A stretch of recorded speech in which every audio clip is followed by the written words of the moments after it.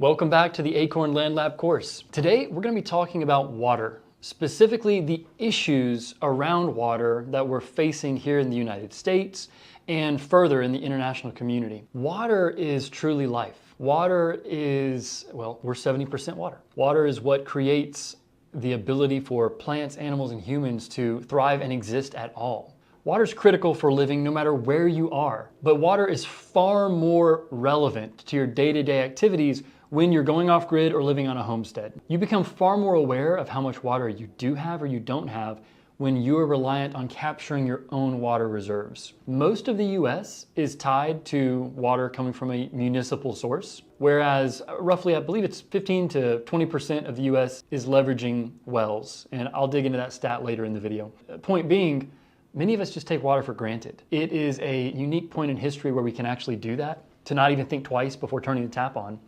But if you're going off grid, you've got to think more than twice. You've got to think about water all the time. So today we're going to be diving into issues around water scarcity, issues around water purity with pollution, and talking, just kind of teeing things up for how you would begin sourcing water, whether it's through rainwater collection system, well, atmospheric water generator. When you live in an apartment or the suburbs or a townhome, you really don't need water for more than just drinking, washing clothes, your toilet system, and then any yard work, washing the car. You use water for a very narrow band of purposes. When you're on a homestead or an off-grid home, you're using water for so many more purposes, primarily around food production. We could only live for about 3 days without water, where we can live for a few weeks, up to a month without food. We suffer without either, but water is something that we can't go more than a few days without. Before we dig into the pollution aspect of water, let's talk about water scarcity. And because we're presenting here in the United States,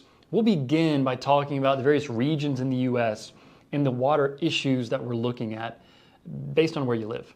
So, water issues here in the United States. You can boil this down very basically to pollution issues are more prevalent in the eastern part of the US, where water scarcity is the prevailing set of issues in the western part of the US. Here in the eastern United States, there's been so much industrial buildup for the last few centuries. We are more concerned about lead in the water supply, PFAS, forever chemicals in the water supply, other types of pollutants and contaminants. There's more people on the eastern seaboard. There's older infrastructure, and that results in more issues around contamination. So if you're on the eastern half of the US, pollution is the first thing to be thinking about. Water scarcity is not as much of an issue.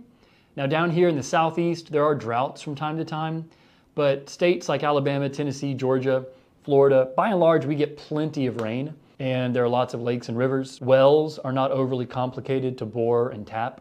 The aquifers are more stable here on the eastern side. So the supply is not the issue on the eastern side of the US. Pollution is what we have to be looking after more than anything. And there's a lot of pollution that we just can't get around. Certain forever chemicals have been detected in rainwater. So, we filter to the best of our abilities, but there's no perfect silver bullet. On the western side of the US and in the Midwest, scarcity is becoming the issue. The aquifers that we tap and rely on, the High Plains Aquifer, which contains the Ogallala Aquifer, that covers parts of Texas. I believe it runs into New Mexico, Colorado, as far as Kansas. I'll post a link to a map. We have family in Amarillo who talk about the Ogallala Aquifer depleting steadily.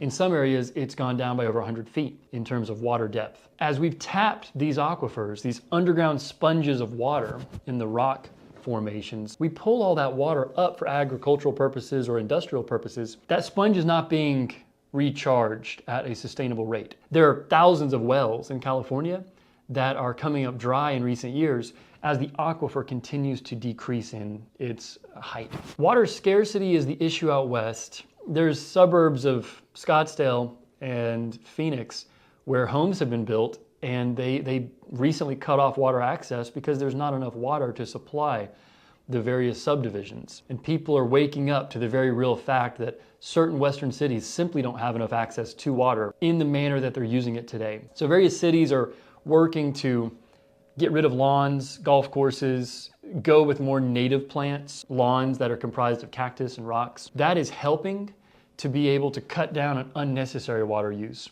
So out west, conservation of water is a much bigger deal. Here in the east, making sure our water is not polluted is a higher priority. Pollution is an issue everywhere, but especially here in older towns, the Rust Belt, industrial zones, the Great Lakes. Keeping an eye on what's in our water is a foremost concern. In the Midwest, there's plenty of water by and large. Once again, it's pollution, often in the form of nitrate from agricultural fertilizers or manure runoff. Keeping an eye on groundwater quality from wells is the key. So you need to learn about wherever you are, there are various factors that are going to impact your access to water and the cleanliness and purity of your water. There's a phenomenal movie called Dark Waters with Mark Ruffalo covering the PFAS forever chemical pollution problem that occurred from one of the DuPont plants on the East Coast. The small community was having cattle die off, people were getting cancer, the cattle's organs were turning black and their teeth were deteriorating. These terrible health problems were occurring due to pollution in the water. That's not common, it's not happening all over the place, but that's the type of pollution issue to be aware of as we're thinking about sourcing water more directly. Our municipalities have thorough procedures for sourcing water, and by and large the water is in decent shape, but it doesn't hurt for us to become more involved in understanding the threats to our water purity and making sure that the water is available. In urban, suburban, and agricultural zones alike, water runoff, when stormwater hits the streets, then heads to the culverts, it washes off all different types of chemicals, pollutants, rubber from tires, and other types of icky substances that get in the water supply. There's a lot we have to be concerned about filtering out of our water, even from rain.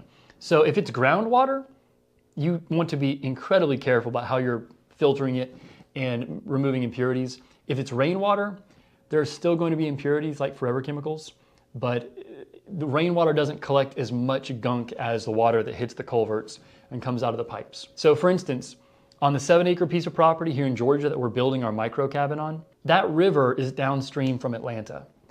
There are sewage overflows from various cities up in Atlanta, particularly in Decatur. There are all different types of chemicals coming from the roads. You know, there could be petrol, gasoline, weed kill. There's a lot of nasty stuff that flows into rivers, especially downstream from big cities. So drinking out of the river on that off-grid property is not something that we would do. We would be harvesting rainwater, and that'll be the plan as we expand that learning property to show step by step how we complete that build. If you keep up with what's happening in the western half of the US, reservoirs like Lake Mead and Lake Powell continue to decline in their production levels. I was shocked to learn that the Colorado River typically doesn't even reach the ocean anymore. It is so heavily tapped from reservoirs and agricultural use that by the time the riverbed hits the ocean, there is no water flowing into the ocean. That's a good example of how we're soaking up so much water capacity, and our grid systems are going to have to reduce water consumption. Off-grid systems, the goal is to capture water where you are.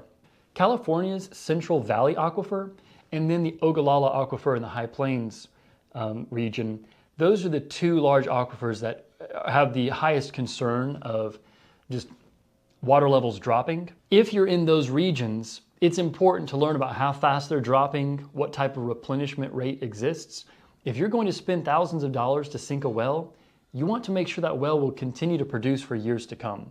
On the East Coast, sinking a well is more predictable. Out west, you want to be very careful about how much money you're spending to hit an aquifer, because in a few years, depending on how fast it's depleting, water availability might not be at that depth. You might have to go deeper. Many farmers and ranchers are having to drill deeper wells just to reach water as the aquifer levels drop. One other point about the water in our river that's adjacent to the off-grid property is you get people flushing all types of pharmaceuticals, household chemicals, cleaners, solvents. People are not supposed to flush these things down the toilets, but they absolutely do. That all heads to the sewage plant. When the sewage plant overflows in a big rain or a big storm, and the sewage plants often do, not just here in Georgia, all over the US. This year in Jackson, Mississippi, look up the news articles. There was a boil advisory because the biggest water plant had to shut down after stormwater compromised its ability to serve water. So we have aging infrastructure all over the US. It's going to cost a fortune to replace much of it. You know about the Flint, Michigan lead poisoning issue. There are problems with legacy water grids all over the nation, and many of them will be replaced at great expense. But learning how to source your own clean water is a huge part of building an off-grid environment. The community Rio Verde foothills, just outside of Scottsdale, Arizona, no longer has municipal water because Scottsdale doesn't have the water to spare. Those brand new homes that have been built, the owners are having to truck water in on tanker truck just to make sure they've got the bare basics to drink, shower, wash clothes.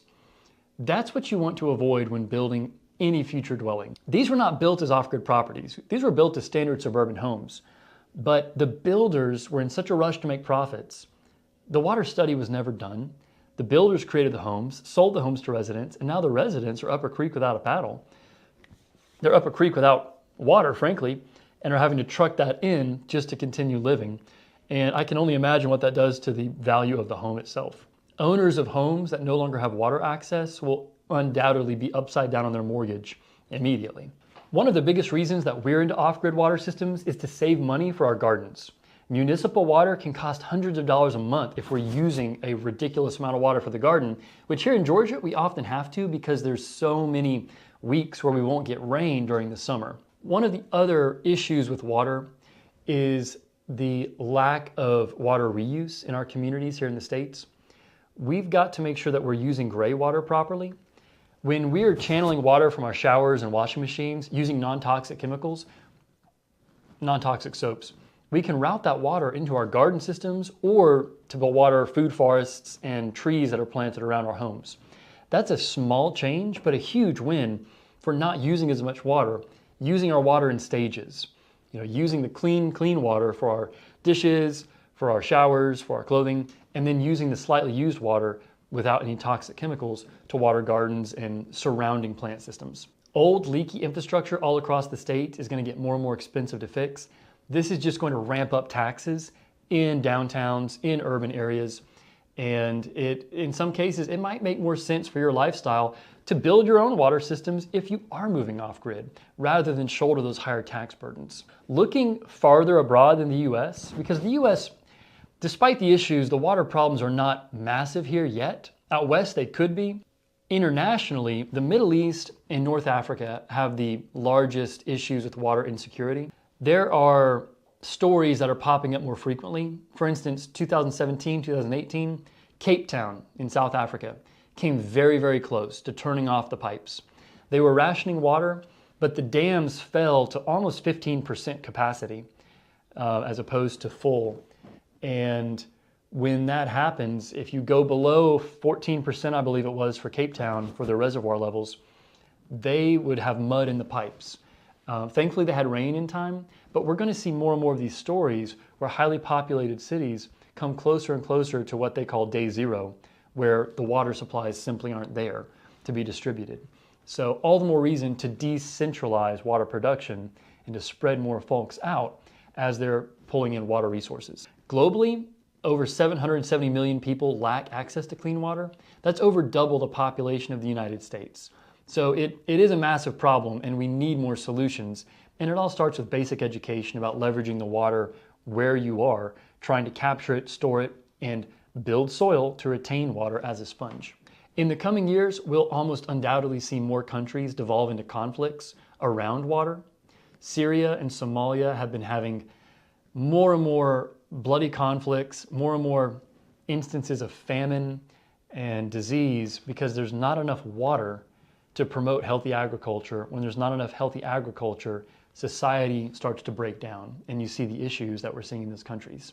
So in summary, the primary issues that we're looking at with water are managing pollution levels, managing scarcity, pollution in the east, scarcity more so in the west, and then ensuring that we've got the right systems to capture water if we're not on grid. In the next few sections, we'll dive more into what those systems look like and how we can implement them for ourselves.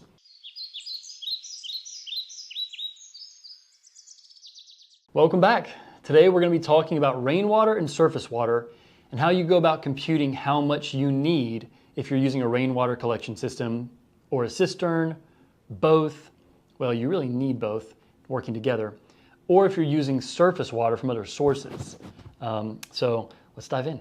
Okay, rainwater tanks, rainwater cisterns, rainwater collection systems. Here at the Acorn Land Lab, we are using IBC tanks. IBC tanks typically contain 275 gallons of storage capacity. Really important note, you absolutely want to get a food grade tank. They ship diesel fuel and solvents and other toxic chemicals in IBC tanks. You'd never want to use a tank like that for building your own off-grid water system. Always make sure they're food grade. You want a tank that contains something like corn syrup, soda. I don't know if they ship vinegar in those tanks, but something that's edible and non-toxic. You do not want an old diesel fuel tank. You'll poison yourself. Starting from the top on rainwater tank overviews, now that we've got our warning and disclaimer about food grade tanks, IBC totes are some of the most affordable, easy ways to get going for off-grid rainwater storage. We also love to use these black pickle barrels. They're about 80 gallons. They cost us 60 bucks. We buy them from a distributor up in Atlanta. But those pickle barrels are tapped. So they've got a spigot. They're amazing for a beginner rainwater collection system. We've got about 6 of the large 275-gallon IBC totes for harvesting rainwater off of the tiny house. Those are kind of the next step up. The step beyond the IBC totes would be your massive cisterns. That might be roto-molded plastic. It could be one of those metal cisterns, or even a large fabric bag cistern or an in-ground cistern. There's a lot of options for water collection cisterns out there. They just get more expensive after you leave the IBC tank range. The IBC tanks are usually $100, $200 max. A few basics for rainwater collection. You do not want to use an asphalt roof. If you've got an asphalt roof, you could use that water for watering your garden. I would not use it for drinking. You'd have to seriously run quite a few purification systems on it. And just everything in the asphalt roof, it's not something you want in your body. A tin roof is ideal for rainwater collection, especially if you're drinking the water or feeding it to livestock. Avoid asphalt. You want a tin roof. Once you've got your tin roof and your gutter system and you've chopped off a section of gutter to divert it to a tank, you've got your basic off-grid garden rainwater system. The basic elements for a rainwater collection system, once you've got your tin roof and gutters, is going to be your first flush diverter. So we'll have a video of us visiting our rainwater collection system to show the first flush diverter, and we'll link to that in the description below. The first flush, just make sure that when rain begins and everything on the roof, it could be bugs, it could be leaves, it could be bird poop, all that flushes first. You don't want that in your rainwater tanks. There could be chemicals, there could be germs and bacteria. So the first flush is basically a pipe where the first few gallons of water go, and then that drains out without hitting your bigger tanks. So a first flush diverter is a key part of a rainwater collection system. Once the water has diverted into the first flush, then it fills up and starts to fill up your tanks, whether they are pickle barrels, whether they are like some kind of rainwater barrel from Home Depot or Lowe's, or a big IBC tank, or a much bigger cistern. That's it, basically. There's not a whole lot to it. It's about as simple as it sounds. It gets more complex when you start purifying the water, but you need the tin roof, the gutter, the downspout, the first flush diverter, and then your actual tanks for filling up the rainwater. Where things get complicated is computing how much water you need. This is different for everybody. Some hardcore off-grid types can get away with 5 to 10 gallons of water per day. Most of us cannot. The average family uses 300 gallons of water here in the United States per day. 300 gallons per day. The average individual can use between 60 to 100 gallons of water per day here in the US. We use water excessively because we can. There has not been an issue with water use in the last few decades, so people use a bunch of it. So for computing your water needs, it's a simple equation. How many people are going to be supported by your systems? How many gallons of water does each person use per day? Maybe it's a little bit less for kids. I just ballpark the same amount of consumption per person for a family. So hardcore folks can use 10 gallons per day. Most of us are going to use closer to 100 gallons per day on grid. But if we're going off grid, you're not going to have that much water to play with. You're going to have to scale back. So if you're going off grid with a water system, you should be expecting to use closer to 20 on the low end, 20 to 60 gallons of water per day, depending on where you are and if you've got the rainfall to support it. Storage volume is a critical part of the puzzle. If you go for months without rainfall, if you go for weeks without rainfall, you're going to need a bigger cistern. You're going to need as big of a cistern as for how much time you go without rainfall to store water to get you through that period of time based on your individual needs. So I've got numbers for my family just to show an example based on Georgia rainfall conditions. So storage volume, the size of the cistern, is a critical piece. Rainfall regularity impacts how big your cistern needs to be. So if you go for 2 weeks without rain in the summer, you're going to need at minimum a 2-week supply of water. If you go a month without rainfall, in wherever part of the world you live, you'll need a month's supply in your cistern capacity. The basic variables that link together to show you how much roof area you need and then how big of a cistern you have, they all stem from how much water your family needs.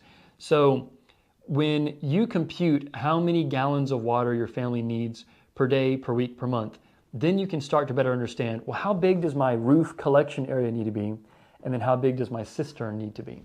So the formula for collecting rainfall water collection is going to be your roof area, so width by height, times your precipitation amount. So for us, that is going to be in inches. In Georgia, we get on average about 60 inches of rain per year. Then we're going to multiply that by our water collection ratio, which is 0.623. That just accounts for water loss, and it helps convert into the amount of gallons that we're going to have for our final collection.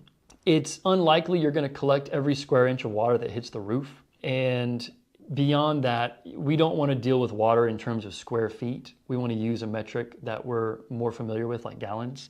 So roof area times rainfall in inches, precipitation amount, times 0.623. And this is something we're putting into the LandLab simulator app to make it easier to compute how much rainfall you could collect based on your environment and your roof area. So for my family, my ballpark is that each of us, my wife, my 2 children, and I, would be using 50 gallons daily if we were not connected to the grid. So for our off-grid environment, 50 gallons daily is a good estimate. That's 200 gallons per day for a family. That's 73,000 gallons of water per year. And we're just talking for the family. We're talking about dishes, baths, showers, drinking water. We're not talking about watering a garden yet, although we'd want to use the gray water to water the garden to offset our costs. We would need a 2,000 square foot roof to collect 74,760 gallons of water annually. That doesn't mean the house needs to be 2,000 square feet. We just need that much roof area with workshops, a car covering, tiny house, tool shed. We need that much total aggregate roof area. Now that's based on Georgia having 60 inches of rainfall per year, and then us needing 200 gallons of water per day. So our cistern size depends on how regularly the water falls. In a perfect world, we'd get rain every day, and then we would just need a 200, 300 gallon tank. That's not what happens. We could go for weeks without rain. So rain is fairly steady in Georgia. So a 1 month water capacity for us would be 6,000 gallons. Now that's a pretty big cistern or a few cisterns. That's going to get expensive. I don't think we need a full month, especially if we're leveraging a well at the same time. A 2-week capacity would be 3,000 gallons. 1 week water capacity would be 1,500 gallons. Now we could use less than 50 gallons of water per day, but that's a pretty good ballpark, especially with kids when everyone's not watching the water usage super tightly. So the steadier your rainfall is, the smaller your cistern can be. The more intermittent and irregular your rainfall is, the bigger cistern you're going to need. So some of the easiest ways to save water in your off-grid environment, you don't need a flush toilet. Use a composting toilet or a methane digester toilet, which the methane digester toilet still flushes, but it uses very little water compared to a regular flush toilet. A regular flush toilet, the older models, use 3 to 4 gallons of water per flush. That's a ton of water. The new models use 1 to 2 gallons. That's your biggest water sink right there. Getting rid of flush toilets, shorter showers, fewer baths. Not everyone's into that, but then again, not everyone's into going off grid. To make it work with limited water supplies, shorter showers, fewer baths, smarter faucet use. Ranking the highest uses of water in most households, it breaks down to this. Toilet use is roughly 24% of your water usage in a household. Then shower use at 20%, faucet at 20%, washing machine 16%, leaks 13%. So if you're managing your water system properly, you can eliminate a lot of water use just by not having leaks. Bath 3%, dishwasher 2%, other 3%. That comes out to your full family usage.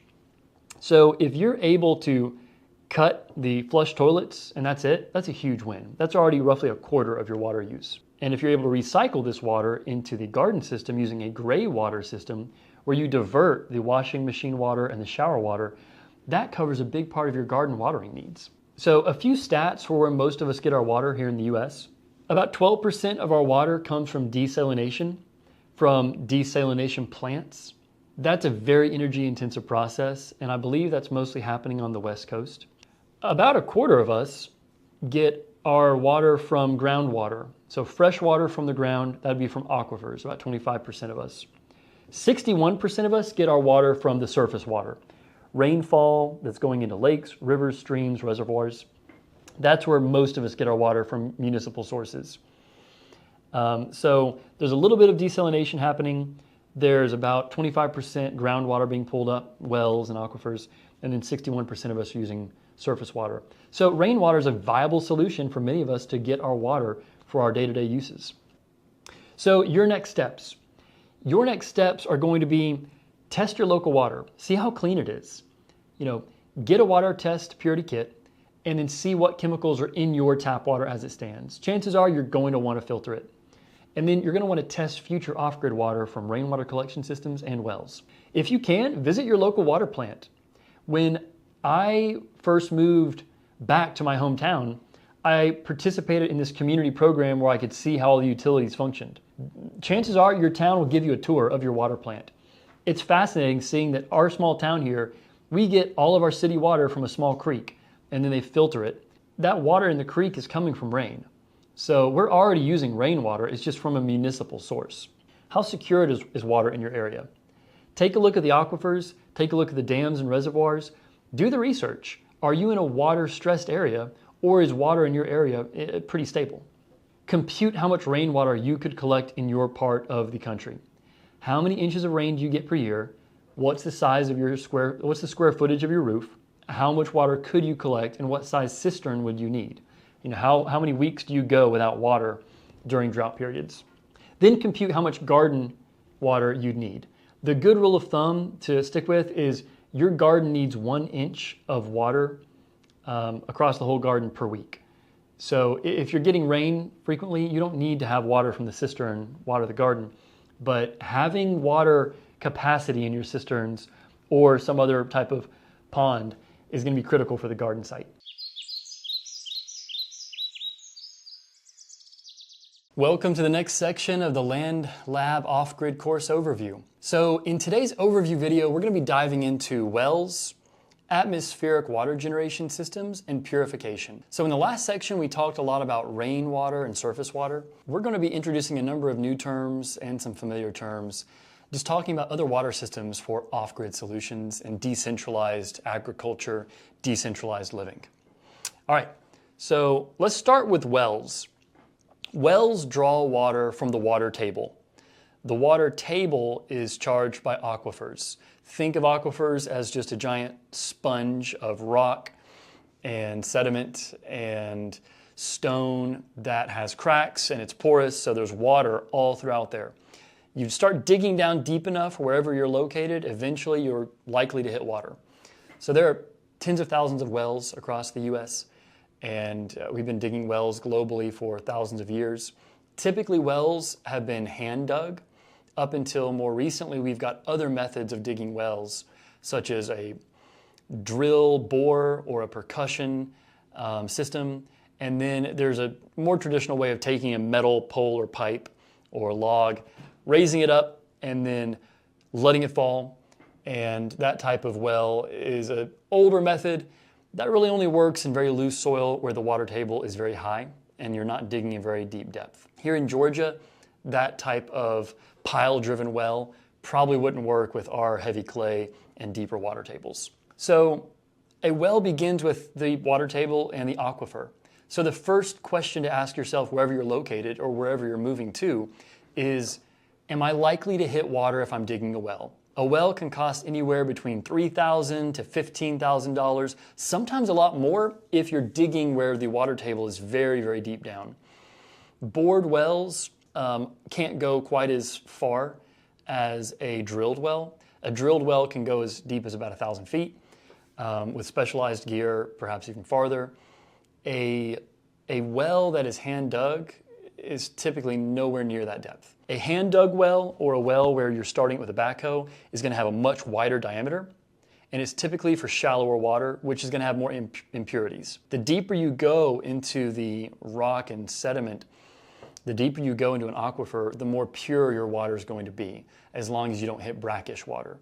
So looking at a GIS map of your region to see water table depths is a great start for understanding if a well is going to be worth it for you and your homestead. So California has got a great GIS risk map, and I'm going to link to it at the bottom of this section. But click that risk map for California to see areas that have been established to be risky for drilling wells. The aquifers out there are depleting. You don't want to spend $10,000 or more to drill a well that comes up dry. So calculating your risk before you drill the well is a key step. You likely can find other maps of your state or your region with wells and the level of depth you're going to have to drill. Well drilling is often priced per foot. So if you can see how deep you need to drill to hit water, just by talking with neighbors or talking with people in the area that have wells, you can get a pretty good cost idea of what it's going to cost to drill your well. So typical cost for a well, $3,000 to $15,000, sometimes more. I've got another link in the section below that is a map of groundwater depletion in the US. We talked about aquifers in the last video. You can see aquifers in the red zones in this map, such as the Ogallala Aquifer, where it's being depleted at a very extreme rate. So take a look at the US map, take a look at your state-by-state maps like the California map, just to see what your risk is drilling a well wherever you are. You want to find an aquifer that's being replenished as rapidly as it's being depleted so that it's stable. All right, how deep do you need to drill for well water access? Typical depth of a residential well is going to be between 100 and 800 feet deep. So it just depends on where you're located, what's your elevation, where's the water table, what is the aquifer, how high up is that aquifer based on where you are. So there's a number of factors that play in. Are you on the side of a mountain? Are you in a valley? Where's that water table located? Google GIS well maps and look up water table data for your region to get a better understanding for how deep you're going to have to go. The cost of a well is more than just how deep you're digging. You're going to be factoring in tanks for water storage, the actual pump for pulling the water up. That's got a concept involved called the energy water nexus. We'll talk more about that in a minute. Basically, whenever water's involved, energy is going to be involved as well. The rainwater catchment system is nice because it's gravity fed. You might need to be pumping water out of it to use it again and need electricity. But most water systems are going to require some level of energy, and that's most likely going to be electricity. The costs per foot for digging a well range between $25 to $65 per foot as you go down, but then you need to add on the well pump, the well casing, the well cap, and then filtration systems are a whole separate item, and we'll cover filtration later on. But you can count on your well project costing between $3,500 to $15,000. For a typical residential well, one that you'd use in an off-grid setting, there's going to be 5 key parts to that well system. There's the actual hole you're digging, which is the well. There's the tank for storing water. There's the casing for protecting outside water and groundwater that's above from seeping in and polluting your water. Then there's the screen for protecting other elements from seeping in and filtering out items that you don't want in your well pump system. Then there's the pump itself. So those are the 5 basic components. So wells are typically around 200 feet deep, drilled with specialized equipment. But like I said before, they can range from being 60, 70, 80 feet deep to 1,000 feet, depending on where you are and how deep the water is. Some of the most powerful combinations for water procurement for an off-grid environment are having a very solid rainwater system and having a well. You don't need to have both, but if you have both, you've got backup systems. Having redundancies, having options for off-grid living systems is fantastic. Many people make it work just with rainwater if they've got the stability of rainfall. Plenty of people make it work simply with a well. If you can do both over time, all the better. I wanted to hit on the 3 types of wells once more. There are drilled wells, which are using the more modern equipment. There are dug wells, which are either hand dug or you use various types of machinery like a backhoe to get it going. Typically it's a combination of both. And then there are driven wells. Driven wells work great if you've got very loamy soil, sandy soil, and the water table is very high. You can literally use a heavy metal pole that you pull up on a pulley, let it drop to continue punching a hole deeper and deeper. Like I said, that's not going to work in most places, but if you're in a lucky zone where the water table's high and you have sandy, loamy soil, you can make a driven well happen, and that's one of the cheapest of all to do. So well maintenance. You can't set and forget a well. The most important thing to be doing yearly is having a well inspection and a water test. You want to make sure that your casing is not cracked. You want to make sure that outside water is not seeping in. That is typically best done through the water test. You want to test to make sure that you don't have bacteria growing in your well. You don't want to have nitrates or nitrites from outside agricultural fertilizers or manure if you live near a CAFO. You don't want to live near a CAFO. Sewage lagoons from pigs, the sewage that runs off from other livestock operations can pollute your well, and that could be really dangerous for you and your family. So having that test done is key to make sure that you don't have lead, you don't have nitrites, you don't have any type of bacteria growing in the well water. And then of course, purification goes without saying. The deeper you dig your well, the more pure the water is going to be. But a high percentage of wells still have pollutions that need to be filtered out. So just because your water is coming from a deep depth doesn't mean it's guaranteed to be purified and safe for consumption right off the bat. 2 other items that can pollute well water are radon and arsenic. Those are serious items that you absolutely want to test for. So that yearly testing is a very important part of maintaining and owning a well. Well water production levels. Now, if you're a large factory or an agricultural center, you're going to want a ton of water from your well. And that's part of the problem with our aquifers dropping. Too many massive corporations are pulling water up for various projects. It could be bottled water, it could be industrial ag irrigation. That's what's draining aquifers right now. Residential use doesn't take that much water. To have a well-performing well, that is going to look around, it's going to be about 5 gallons per minute. That's a lot of water. That's more water than you're going to need. Wells that produce less than 5 gallons per minute can totally be useful. You don't need to necessarily have a production rate of 5 gallons per minute, but that's plenty of water for everything that you and a family or a number of people are going to need and use throughout the day.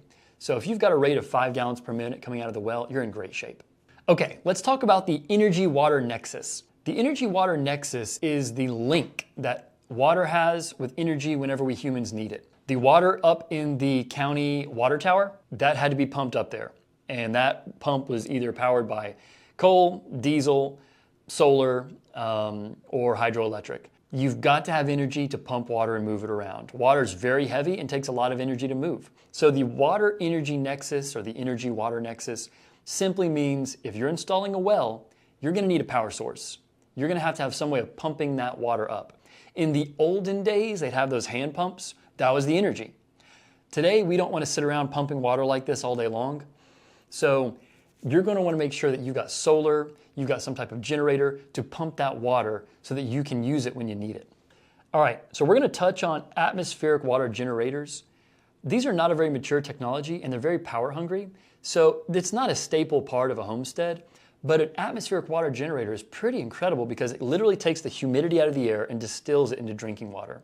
The acronym for atmospheric water generators is AWGs. You would not use this to water your garden. This is very expensive water because the systems are very expensive.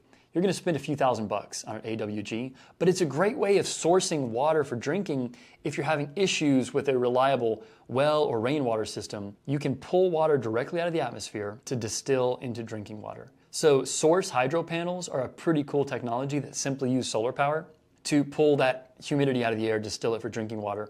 There are other atmospheric water generators that you can plug into 120 volt power and pull quite a bit of water for residential use, but they're very expensive. They cost a few $1,000s. I'll have some links down in the description because you need to know about these. It's a great option if you don't need a whole lot of water for uses outside of drinking water. If you've got a rural off-grid cabin and you just want a little drinking water without digging a well or leveraging rainwater collection, the AWG is a very interesting option. It is a little more high-tech, it is more expensive, but it's a cool system. Let's touch on purification before we wrap up this section. You have to purify the water. You do not want to gamble and just drink this stuff straight. There are too many sources of pollution all over the place, from forever chemicals to lead, arsenic, bird poop on your roof, leaves, bugs. There's a lot of things that can poison your water. A dead animal on the roof. You don't want that. So this most simple purifier is like a Berkey or an Alexapure. You can take one of these gravity feed systems, pour your water in with a bucket. It's going to seep through the ceramic filter and purify the water. That's a great first start. If you're wanting to use something that is far more comprehensive, you want to use either distillation, where you basically heat up the water, it evaporates, condenses, and falls off into a container for your use, or reverse osmosis. They're expensive, but if you get a great household system to purify all your water, that's the best way to do it. Use reverse osmosis. I'll link to some systems in the bottom here. Connect that to be a layer of your rainwater system or your well water pump system. Purify the water before it gets into your home. Then you've got that already set, ready to go, purified, and you just maintain that system with its various filters. So the simple, affordable systems, you could create your own Berkey style filter with gravel, sand, and then activated charcoal. I'll link to a tutorial in the bottom. Or pay a few $100 for an Aquapure, Alexapure or a Berkey. Those are the two competing brands that are just gravity fed. So those work great for just a simple system. You can do it DIY your own, but if you want to live on site and it's not just like a weekend getaway, you want like a reverse osmosis system. So there's a number of ways of purifying. The simplest way of purifying is just boil your water, but you want to save time in the long run, so you'll want to install one of these systems. If you're filtering your water in various stages, the final stage is having a solid just pitcher filter on your countertop. We've got one at home for tap water, and then we use various other filters for off-grid situations and environments. But there's a lot of options. I'll link to more in the section below. But those are the basics for wells, atmospheric water generators, and then water purification. This is an overview, but we're just trying to give you an idea of the basic systems and next steps for installing one.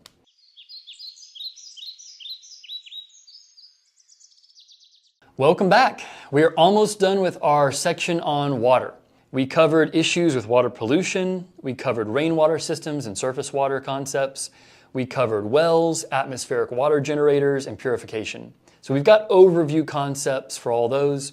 I want to wrap this section on water up with some of the most interesting concepts that I've found around proper water management for an off-grid environment. Permaculture is one of my favorite topics for off-grid living. Permaculture is all about working with nature, working with the land to produce food in beneficial ways, to produce shelter in beneficial ways, to produce water. Permaculture is about providing for our human needs while ensuring those systems are increasing and improving biodiversity, soil health, water purity, atmospheric purity. Permaculture, as I understand it, means permanent culture. I like that term. I've read that before. So much of our modern lifestyle, especially in Western countries, is not sustainable. There's nothing permanent about cheaply built subdivisions or crumbling infrastructure or farms that are industrial, that are sucking the life out of the soil. There's nothing permanent about that. As humans, we crave stability. We want something permanent. We want something that's reliable. And many young people today absolutely want to live in a manner that's more sustainable, where they know that they're not just damaging the one earth we've been given. So permaculture is one of my favorite topics within this off-grid ecosystem, this off-grid community. A few of the big names in permaculture are David Holmgren, Bill Mollison, Paul Wheaton, Sepp Holzer. We're going to touch more on these names as we go, but these folks are passionate about low-cost, low-impact systems for growing food, capturing water, handling your energy needs, building soil, composting, handling green sanitation. So for this final video on water management, we're going to talk about permaculture ideas and specifically a gentleman named Sepp Holzer. He's known as the Rebel Farmer. He's a farmer in Austria. He is farming on these mountain slopes. I'm going to link to some of his videos down below. They are stunning. He manages water in a way that most of us don't even think about. He builds ponds on slopes, no less. So he builds these water ponds to collect water that's seeping down into the water table. And that is the basis for his microclimate, for his farm on these mountain slopes. Now, before I dig in too deep to Sepp Holzer, I want to talk about a gentleman here stateside. This is the gentleman that got me on this path to learning about local food, independent housing, cabins, tiny homes, yurts, sustainable housing, creative solutions for energy. Joel Salatin. I think Joel Salatin is arguably the most famous farmer globally. Now I know that strikes a few of us funny, famous farmers. We hear about celebrities and sports stars. I don't follow celebrities or sports stars. I'm really not into all that. I do follow farmers. Joel Salatin is one of my favorite farmers, hands down. I love his creative way of thinking about local economies, decentralized systems, healthy food production, earth stewardship. So Joel Salatin, he is a big-time pond builder as well. So he's here in the US, Sepp Holzer is in Austria, over there in Europe. Both of these farmers build ponds very strategically to manage water, to increase the biodiversity on their farms, to increase the water that's percolating down into the water table. And there's so many benefits. There's hundreds, if not thousands of benefits from improving how we manage water. So you could say that a huge part of permaculture for producing healthy local food, increasing biodiversity, increasing human well-being, a huge part of permaculture is proper water management. Sepp Holzer, on his farm, he takes heavy machinery to dig out ponds where no pond existed before. So when you dig out a place strategically for this water to flow and then hold, you want your land to hold as much water as possible. Soil is like a sponge. Here around Georgia, so much of the healthy soil in the Piedmont was sucked up by improper farming practices. If you go to a newly built subdivision, it's built on red clay. There is no layer of soil. It's red clay, then it's sod, and that's it. You can't take seeds and go out there and dig and plant a garden. You've got hard pan clay, which is just dirt. It's really not even alive anymore because farmers from previous generations used up the soil growing cotton and other intensive crops. And then because there was land to expand west, they expanded west. And rather than reinvest in their soil, they sucked it up, they destroyed the farmland, and then they moved west to farm farther out. There's nothing regenerative, there's nothing sustainable about the way that they did it. Now we're trying to build communities to do things better. That's what Joel Salatin does here in the States. Joel Salatin takes biomass, he takes manure, he takes livestock, he takes biomass to build soil. He's growing grass on healthy soil to feed animals who then drop manure to build more healthy soil. He's rotating his livestock in very clever methods, rotational grazing. He's bringing in all types of biomass, whether it's husks of various nuts like walnut, shells, bringing in other cover crops, bringing in the animals to eat and then drop their manure. And that's what's creating healthy soil. Healthy soil should be fluffy and black and rich and full of water. Dead soil is dry and crumbly with no life in it. No microbes, no mycelium. So the idea for regenerative agriculture, the idea for off-grid living, you want to build a massive layer of healthy black soil, which is a sponge for water. If you're wanting to produce the items you need, especially food products, on site, you have got to build up a huge bank of healthy, beautiful black soil to be sustainable. Soil is the foundation of life here on Earth for us land-dwelling creatures and plants. So building up that bank of soil is critical for sequestering carbon, for improving biodiversity, for sustainably growing food. The whole premise of regenerative ag is built on building up healthy soil. If you're going to build healthy soil, if you're going to build that giant bank, you have to capture water on that land. So over the last 100 years here in the States, we have created so much concrete covering and asphalt covering, which is terrible for allowing water to soak back into the land. Our roads, our culverts, our canals, our storm drains, our storm pipes, our parking lots. Frankly, that's a nightmare for water getting back in the soil. All that water moves so quickly across the land, then it goes into culverts and pipes, and it's rushing through creeks and it erodes streams, and then it's heading out to the ocean. You do not want water to go from the sky all the way to the ocean super rapidly. That's what it does today with all of our hard, impervious surfaces. So with all those hard, impervious surfaces, water is moving at lightning speed from the sky on the land to the ocean. We want our water to fall down from the sky to hit the leaves of trees and slow down, then to hit the leaves of bushes and other plants and slow down further, then to hit the grasses and the very low growing vegetation. From there, we want the water to slowly seep into rich soil where it acts as a sponge. If you've got super healthy soil and if you've got ponds across your property, that water is going to slowly work its way down into aquifers, recharging what you're pulling up from your well. That water is going to be there in the soil for your crops to pull from, rather than you having to water your gardens constantly. So if you're building small ponds strategically on your property, whether it's on the hillsides and the mountainsides like Joel Salatin or Sepp Holzer, or just building them in common sense areas where water is going to work its way down into the ponds, you're building more habitat for other wildlife, many types of insects, birds, fish, frogs. You've got your natural aquaponics going on if you've got a pond on site.